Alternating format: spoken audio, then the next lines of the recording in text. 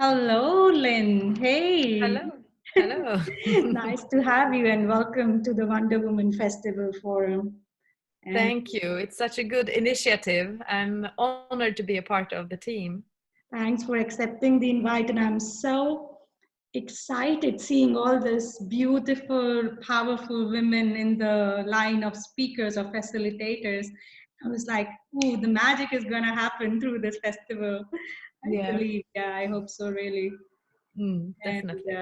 yeah, please welcome Lynn. She is the Tantra and meditation teacher. The people who does not know, most of the Tantric people in the community would know her. She organizes the Angspaka, one of the largest Tantra gathering or the festival in the world, which has like 950 participants now, Lynn. Mm. Yeah, yeah. So every year it happens around August, I would say. Yeah. And you just announced today, I saw that there is gonna be this year in August again, the It's Angspeka going to Tantra be, Festival. yeah, the Tantra Festival is going to happen, but it's going to be a little bit later because of the virus. Right. So we're still doing it, but postponing it a little bit. Postponing it a little bit, yes. And you're going to have one gathering now, I saw in May. In Yeah. how is it gonna work? Is it okay with the government in Sweden and everything? Yeah, if you're less than 50 participants, Then it, it's okay. And we are having our own limit on 20 people. So we will have a small gathering and yeah. that's nice. That's Mm. good to know that there can be still the tantric, yeah, nice Yeah. gathering, intimate and loving, and people can still know and dive into it during these Mm. times. I Yeah. think it's really needed in these times too, that we connect and that we get touch and intimacy. I think it's really important. You live in Anspaka, Lynn, since when, and what is this community? Can you tell a bit more about it, how it works, and I don't live there. okay. I live somewhere else, but I work there every summer. And it's a place. I think it's Northern Europe's biggest center for spiritual events and events in personal development. So all year around, we have different courses with different teachers coming, and in the summer we have big festivals all summer. And it's 20 years old. It started as a Osho community, but now it's run by the people who like to go there. So all of the participants are owning Ängsbacka together. Yeah, and how many people live inside there, or it's like an enclosed space, or how does it work? There are a few people living there and many people coming and going as volunteers. Uh, So I don't know how many lives there at the moment, but I guess usually it's around 30 people who lives there. And some of them have lived there for a few years and most of them are like living there a few months and you and started the volunteer. Tantra festival there how many years ago? 2012.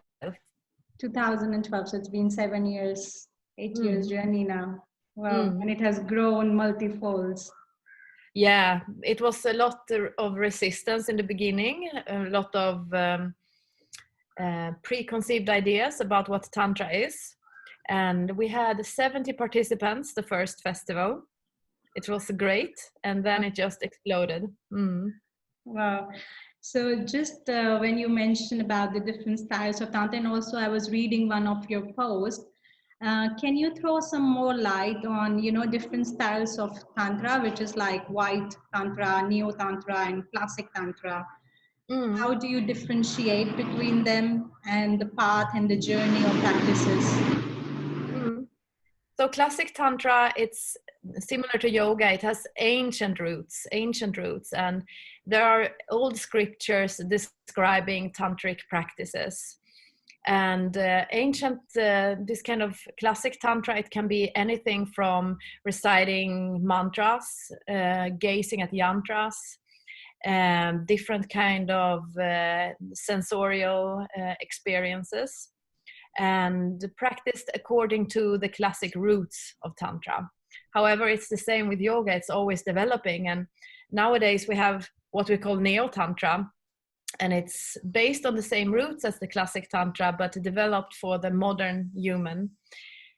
I think Tantra is about expansion, right? And what expands us today is not the same thing that expanded us 5,000 years ago, not necessarily.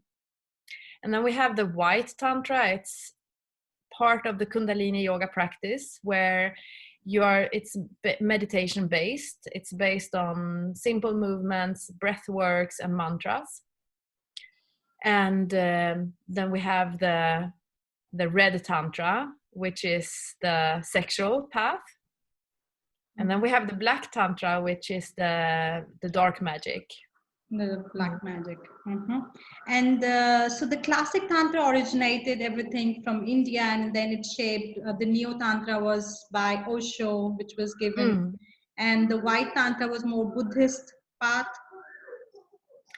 Yeah, it depends on which white tantra we are talking about. Here in Sweden, we have a white tantra from Yogi Bhajan that is very famous, and that is labeled white tantra. So, I mean, there are so many names, and nowadays following a name is very, how can I say, it's a little bit confusing. So many divisions of it, so many streams and rivers to it. Yes, I guess it's about finding the teacher that resonates with you and the kind of practice that resonates with you, because there are so many variations.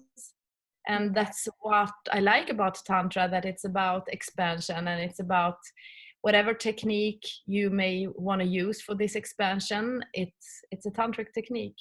Right. What resonate the most to you as a tantric practice? Like, I see you talk a lot about pleasure. So how can it help women, through pleasure or through body, to experience much more of herself?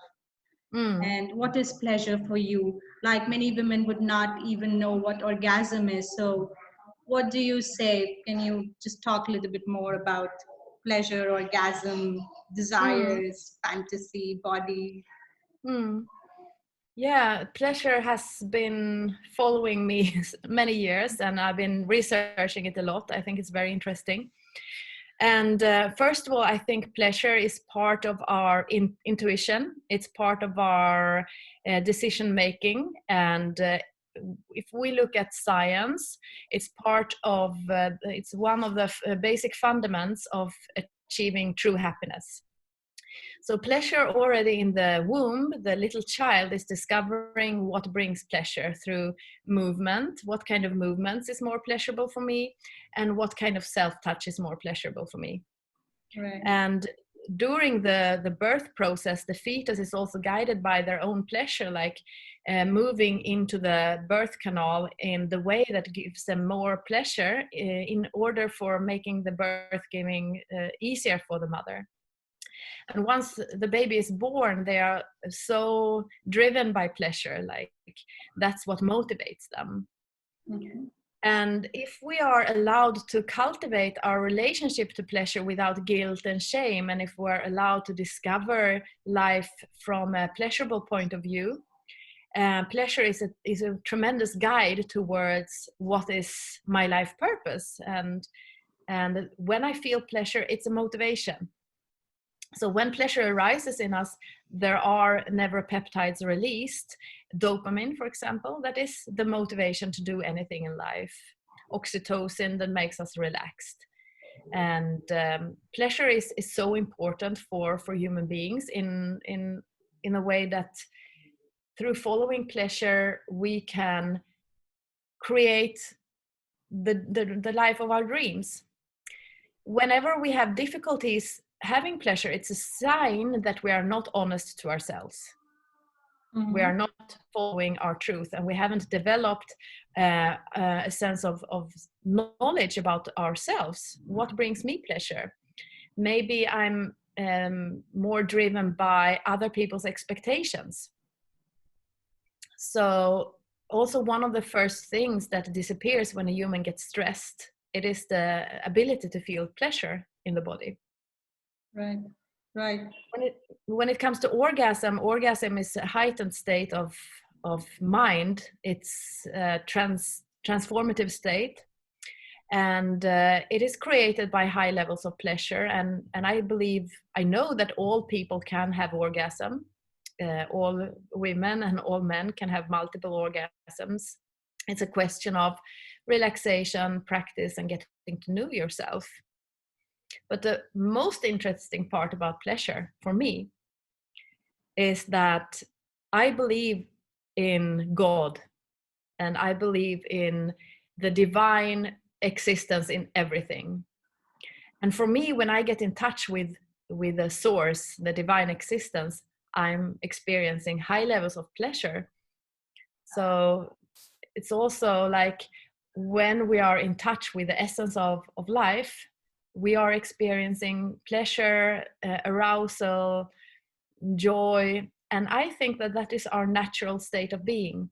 It's more you connect with the whole existence. Your pleasure does not remain local, but you connect on the cosmic Mm, orgasm. You start mm, dancing in a cosmic orgasmic zone. And mm, it's not just genital oriented orgasm or pleasure. It's much more than that. It's much more than mm, that. mm. So Yeah, there are certain parts of our bodies that are generators of pleasure more than others, like certain body parts that are made for generating pleasure, and in a way also a portal to God. And the genitals, definitely, they have the most nerve endings in the whole body, so they are designed to be a portal to God and to high levels of pleasure. So the genitals are important, but it's just a generator, and the whole body has opportunity to feel as much pleasure as the genitals. correct. And how much do you say awakening of senses is also connected a lot with pleasure? It can open the doorway or gateway to, pleasure to experience much more beyond. So would you like to say something more about awakening of senses and how in today's time we are numbing the senses. We are not connected. We hardly just use probably one or two senses, but we are losing touch with touch, yeah, and with smell, with hearing. So how to even awaken, like probably a person experienced during the drugs, that kind of Mm. heightened awakening of senses and pleasure. So how through tantra we can work on pleasure and awakening of senses? Yeah, there are many methods, like exploring the senses one by one and learning how to focus on them, and directing our awareness to the sense organs that is of our interest. And in classic tantra, we believe that the senses are the portal to enlightenment or to God.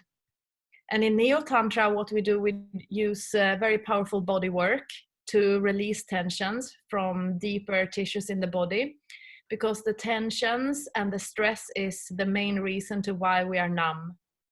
And being numb is making life dull, and it doesn't feel like we're alive, and we need to have more money, more drugs, more whatever, in order to feel that we are somehow vibrating of love. But it's just a short-term pleasure. The long-term pleasure is when you release the tensions and when you get your soul and your energy into your body and fully feel. Correct. I was seeing that one of your, work, it's art of love, art of surrender. Mm. So how do you connect the love, pleasure, surrender? Can you connect these three dots and tell us Mm. more about this, yeah, circle, I can say, or about these three Mm. connections together, love, pleasure, surrender? So love for me, it has nothing to do with necessarily the relationship between two people or the act of a loving action. For me, love is energy that brings two together as one. And it can be two objects, it can be two people, two molecules, or it can be my awareness embracing parts of myself. And it's art to love, because we have many preconceived ideas and many ideas that in order to love, it has to be good, it has to be positive, it has to be some kind of positive emotions. But the true love is embracing everything, otherwise it's not love. So it's an art to love, and it's a journey to get to know all of those parts that we are rejecting and that we're saying this is not lovable, this is not okay. and learn how to embrace those parts. So that's the art of love. And once we realize that we want to walk this path of embracing life and ourselves fully in love, we need to surrender. Yeah, we need to let go of our preconceived ideas. We need to let go of our need to control. And it's possible to practice this in many ways. And it's important to surrender to the unknown and to open to life. And when we do that, when we fully surrender to love, to unconditional love, of course, the pleasure is there. There is where the pleasure is. When you talk about in love, embracing, what we are rejecting. Mm. So I feel like it's both ways. It's also about self-love. We always, judging our own self. We are Mm. criticizing and not embracing something in our own self. And also it could be in the partners or in our other relationships Mm. outside. So how do you say that this embracing can come, that this acceptance can come, for our own self, as in self-love practice, and practicing that self-love with others also? Because even with Mm. partners, we always want to change them or Mm. want something more or something different. Mm. So the fact is that what we are triggered in other people, it's actually part of ourselves that we're not loving. So when we aim for changing someone else or we are triggered by someone else, it's the opportunity to look into myself and to see what is it in me that I don't like? What is it in me that I don't accept? Why am I afraid of this?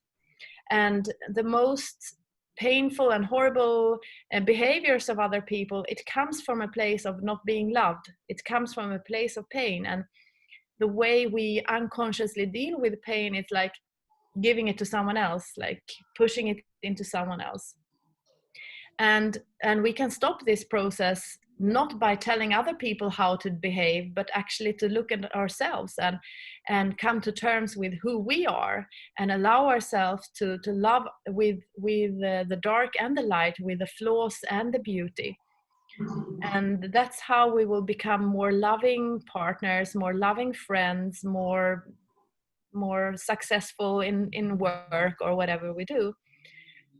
And I think everything heals when we start to love ourselves for who we really are, and have compassion that we are carrying wounds and we are carrying blind spots, and it's nothing to be ashamed of, and we are all the same.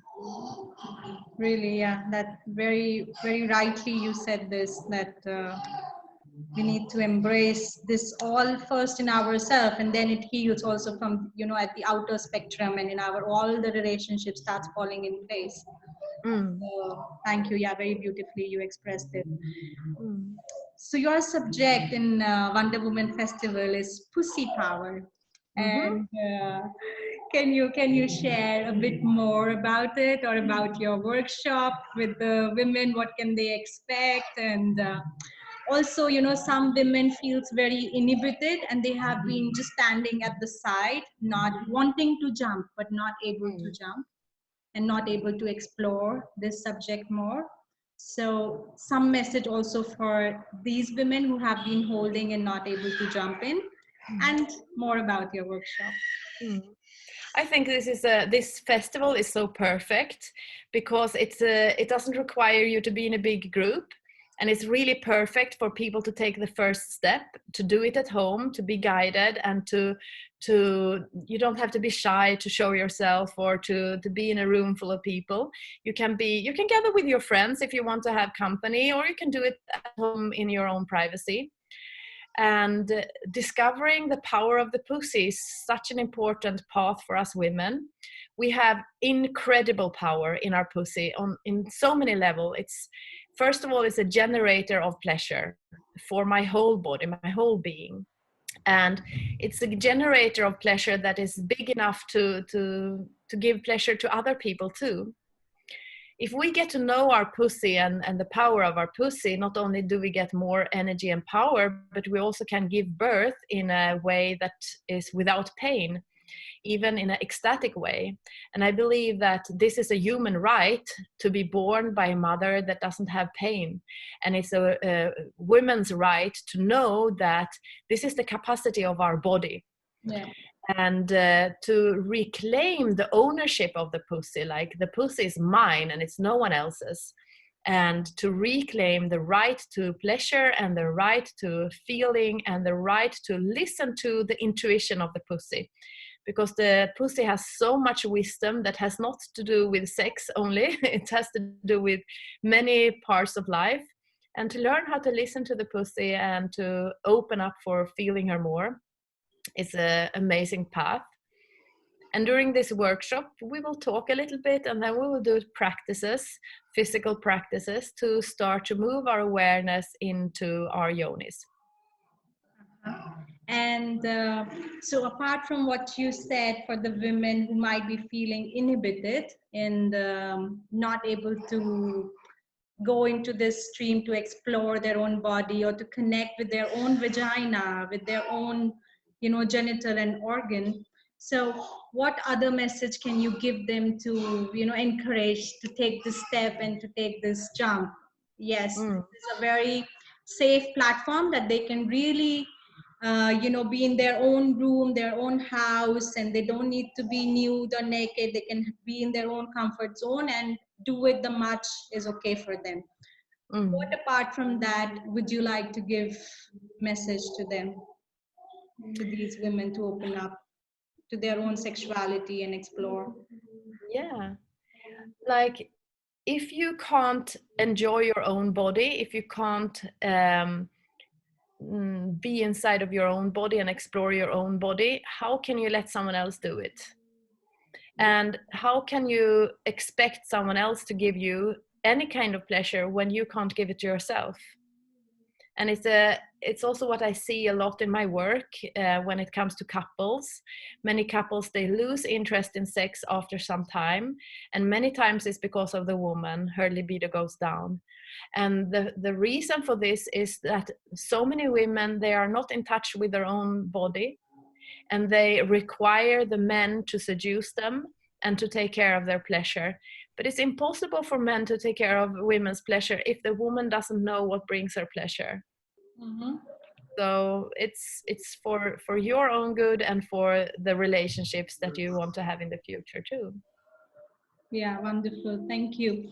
And what do you have to say, Lynn, if we, pleasure could also be addictive. Yeah. And, Mm, so, and we can be really trapped only in pleasure and in the senses, enjoying, indulging. mm, So, how Tantra can help? Yes, we dive into complete pleasure, but how to channelize this energy, how to channelize this pleasure mm, into something more creative. So, mm. what would you like to say in that aspect? I believe that pleasure is not a temporary experience. I believe that pleasure is going on constantly when we are in touch with our true selves. But I know what you mean, because there are two different kinds of pleasure. The one pleasure comes from wanting, and the other pleasure comes from liking. And wanting is driven by the mind. And wanting is, I want to have perfect body, I want to have the best job, I want to have an amazing career. And when we imagine these kind of things, we feel pleasure. But we also get driven by dopamine. And dopamine is highly addictive. And it's the same kind of wanting that comes for, I want to have another cigarette, I want to have a big box of chocolate. Do I really want it? If I smoke this cigarette, do I really like it? If I eat this whole box of chocolate, do I really like it? Yeah, because there's another way to pleasure, and that's liking. And liking is the direct sensation, and you can feel it right now in your breath. Do you like to breathe? Does it bring you pleasure? Yeah, this is the kind of pleasure that comes from liking. And I believe that our body is so intelligent that we don't like to eat a full box of chocolate because it's not good for us. Yeah. And when we combine wanting and liking, we get higher pleasure than ever. And the wave of this is, I want something, I'm driven towards it, and I feel pleasure wanting it. And then when I have it, I enjoy it and I like it and I relax. And then I want something else, and a new dream comes up. I want this, and I feel so much pleasure in wanting it. And then when I have it, I enjoy it. I like it and I relax. And many people, they don't go there to this satisfaction. In classic Sanskrit, we call it santosha. We are satisfied. We are. I don't want to move now. I just want to be here enjoying.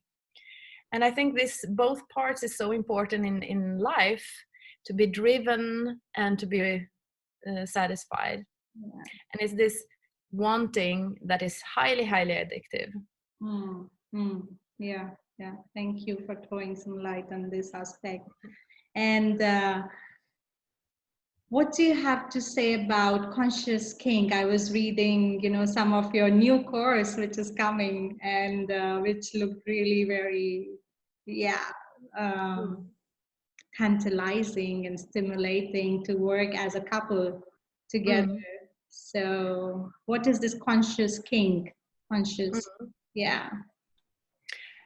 So I believe many people are very kinky in an unconscious way. They are having these dark fantasies that they don't dare to share, but they are repeating it in the head. And the more it's hidden, the more tendency it has to be a perversion. And it tends to keep us from being present. The reason why we are turned on by kink is because it has to give something to us. Why do I want to have spanking, for example? Well, it can be the fact that I got punished as a child, and this experience was really scary for me. But now, in order to heal this fear, I mix it with my horniness, so that I will have the same experience again, but in this time I will feel pleasure from it. I will take pleasure from it. Or the fact that my body needs to be touched in a more hard way because I don't feel so much, and I really need to be shaken. I really need to maybe fight against someone, and I want it to be pleasurable. I don't want it to be a real fight. Maybe when I was a kid, I saw my auntie's feet under the table, and they were so beautiful. And since then, I have a fetish for feet, but I don't dare to say anything because this is really shameful. So everything that we are pushing down is taking so much energy from us and keeps us from being present. And Tantric kink is about being open. Like, this is what moves around in my head, and this is what I want to experience, because once we experience it, maybe the situation is healed, and maybe we are not turned on by rape fantasies anymore. Or maybe we need to spend 3 years playing rape in order for us to heal the fact that I was raped as a young woman. So there is nothing wrong with kink as long as it's open, as long as it's transparent, and as long as both of us are aware of what we are doing and we are in consent. And of course that both of us are able to give consent, that none of us are minor or drunk or addicted or under influence of drugs. So Tantric kink is a great way to explore the sexuality and the dark sexuality, and a lot of power lies there to open. A lot of freedom and liberation can come from that, because we live mostly the sex from mind rather than the body. And if we live through the body more, then we can start getting liberated from it. Yeah. So, and I also saw there is, you have come up with a short online course on a deep throat orgasm and blowjob. And I was like, wow. And, you have all these subjects. And so, what is this was not a blowjob course. It was my celebration of my beloved. Like, I love giving blowjobs so much, and I was so excited, and he was not here, and I just wanted to tell him and the world how much I love the cock and how much I honor it, and to inspire both men and women to allow themselves to enjoy it fully. So you can see it on YouTube. Wonderful. And also means it's so much connected if women is able to really uh, take the lingam, deep throat. It helps to open the fifth chakra and their creativity. So Yeah, it's it's great. important. Good blowjob. Exactly. And for me, it's like I feel like I'm doing yoga when I'm doing this practice of deep throat. Like it requires so much presence, so much meditation, and a really good breathing technique. Mhm. So it's excellent. Yes, yes. So, is there any tips for women how to do a deep throat orgasm in your video? Yeah, the tips for the women and for the men by that who would like to experience a deep throat orgasm is to be totally devoted and totally in love with the lingam, 100% in love with it, and just allowing yourself to slowly melt down on it, to just open and melt over it Right? with all your love and all of your dedication. All devotion poured in this. Yeah. Oh. Wonderful. And so, in the workshop, you would be also touching subject around conditioning, which Mm, very much, prominent in all the women in some or other ways. mm, Especially, when I live in India, I know that how much conditioning is here in India, in Asia. Every country or every region, I believe has their own set of conditioning mm, coming for women or even for men. Yes. mm. So what do you have to say about sexual conditioning and how one can open up and realize it that this is what driving them is conditioning and not real them. It's not them. It's Mm. just a set of Yeah. conditioning coming from parents or society or education Yeah.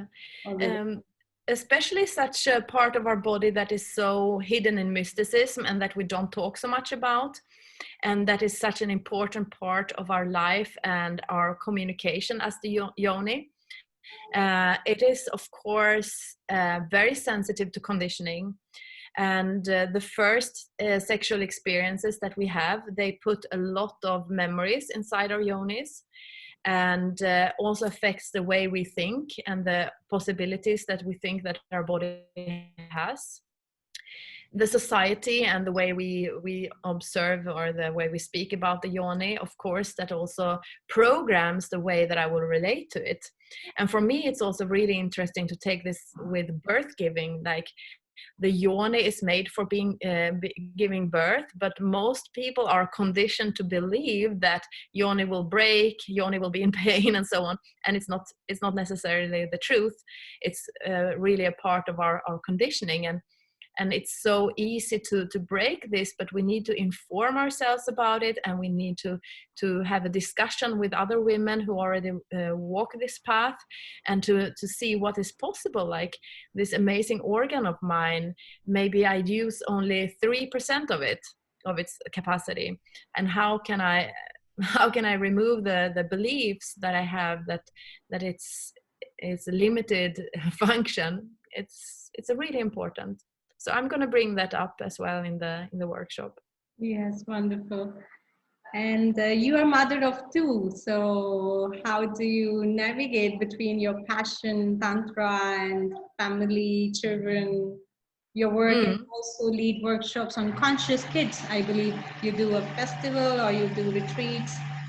So, Yeah, I did a festival. I gave birth to one festival about conscious parenting, but it's too much. Like, I work a lot, and it gives me less time to be with my kids. So it's not easy to navigate being the role model mother. Like, we have many ideas of how the perfect mother should be. I'm definitely not that mother. However, I believe that what is most important is that you're present when you're with your kids, and that you are showing them that everything in life is possible. So I'm dedicated to do that as good as I can. And I believe as a mother, there is always like a feeling of not being enough because you love your kids so much. and of course I'm having this feeling too. But yeah, I have very good support from the dad of my children, and it's, yeah, until now it has been working quite okay. Yeah, wonderful. And are you have you ever thought to keep like a kids zone during in the Tantra festival, like a conscious kids zone, or so that the parents can also come to these Tantra festival? I'm asking this Mm, question because when now I have been thinking of organizing a Tantra festival in Goa together with James, and I have a baby of mm, 1 year old. I'm like, we should have a kids mm. zone, and the parents can also come and kids can also enjoy. So being organizing such a big festival in the world, have you thought about it, or what would be your take on it? Mm. Yeah, of course, I've been thinking about it a lot and playing with the idea also to have like really nice sensorial experiences for kids and magic creative experience for kids. And there are so many ways to practice tantra that is not sexual, like that is about getting in touch with the source and with the ancientness of universe and so on. But for me, for my festival at Ängsbacka, the space is the problem. We don't have a space to keep the kids protected, because that's the main importance, that the kids are protected from adults living out. Because I think that can be quite scaring for kids when adults are crying and screaming and being high aroused. I think kids should be kids, and parents and adults should keep their processing outside of the kids. Mhm. So yeah, I believe it's a good idea, but it needs to have a very private space. Right, right. Mm.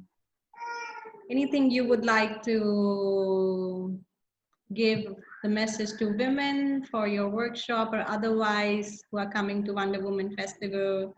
What to expect, what to take away? Mm. Yeah, I just want to say that this festival, the Wonder Woman Festival, is exactly what the world needs right now. Not only because the times of the corona, but for the future. We are standing in a portal right now, a portal with opportunity to make great shifts in society, in consciousness, in economy. And I believe that the conscious women are the next leaders of this world. And I'm really curious to see where this event and other events will take us for a more bright and loving and peaceful future. So I would like to encourage everyone to take part of this festival and to be a part of this evolution of love and peace on the earth. Thank you. Thank you so much, Lynn. Thank you, everybody, for listening. And thanks for joining us, Lynn, in the festival and in Thank you. this interview. I'm very grateful that you are here with us. Thank you Thank so you for much. doing this. So don't forget, Lynn is going to be in Wonder Woman Festival, 30th of April, 9:30 p.m. Indian Standard Time, which is 6 p.m. in European time. Yeah? Thank you. Bye-bye.